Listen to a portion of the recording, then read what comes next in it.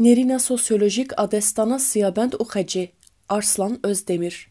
Evîna Siyabend û Xecê çiya derbas kir, lê dîwarên fermana feodal derbas nekir. Evîna Siyabend û Xecê ya ku min di zarokatiya xwe de bihîstiye, destaneke Kurdî ye ku bi salan e dengbêj di o de xan û dîwarên gundan de vedibêjin. Di şevên dirêj ên zivistanê de jaliyê kal û pîran ve tê vegotin û bi devkî gihiştiye roja îroyîn. Siyabend û Xecê yek ji destana gelerî ya Kurdî ya herî nas kiriye. Destaneke ku çîroka evînê trajedî û nakokiya pêkateyên civakî vedibêje. Ev vegotin ne tenê çîrokeke evînê ya TKK'sî ye, di heman demê de ronîkirina nirxên feodal, zextên civakî û têkoşîna mirov a bi qedera xwe re ye. Analîzeke sosyolojîk a destanê ji bo têgihiştina tevna dîrokî, avahiya civakî û dinamîkên çînî yên civaka Kurd îşaretên giring dide. Siyabend nêçîrvan e, kesekî ji rêzê ye.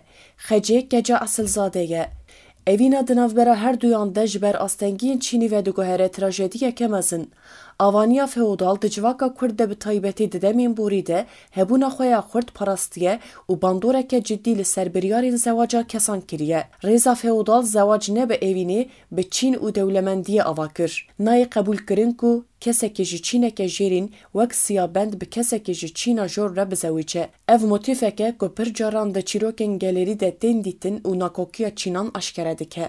Malbata Xecê vê evînê napejirîne û Siyabend dixe xefîkeke kujer. Ev yekşî zext û zordariya li ser azadiya ferd a li ser avahiya malbatê ya baviksalar û otorîter nîşan dide. Di vegotina Siyabend û Xecê de xweza ciyê evînê û diyarkerê qederê ye. Di vegotinên gelerî yên Kurdî de pîroziya xwezayê û biçarenûsa mirovan re têkelbûna wê têkiliya di navbera pêkateya civakî û xwezayê de nîşan dide. Siyabend û Xecê ji bo ku evîna xwe azad bijîn, xwe li çiyayan digirin. Çiya sembola azadî û rizgariya ji bindestiya feodal e.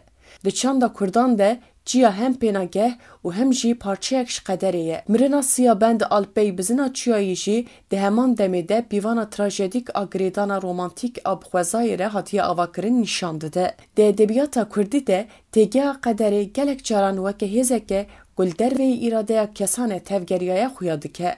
Mirina Siyabend diyar dike ku ferd çi qasî li hemberî xweza û civakî bêhêz e. Xecê yek ji kesayetên jinên dilsoz û fedakera ku di çîrokên gelerî yên Kurdî de gelek caran tê dîtin. Lêbelê çîroka wê jî nîşan dide ku jin di nav civakên baviksalar de çawa di nav pozîsyonek pasîv de têne avêtin. Xecê piştî mirina Siyabend nikare jiyana xwe bidomîne û xwe ber bi mirinê ve dikişîne. Mînaka motîfa jinekê ye ku ji bo evîna xwe feda bike.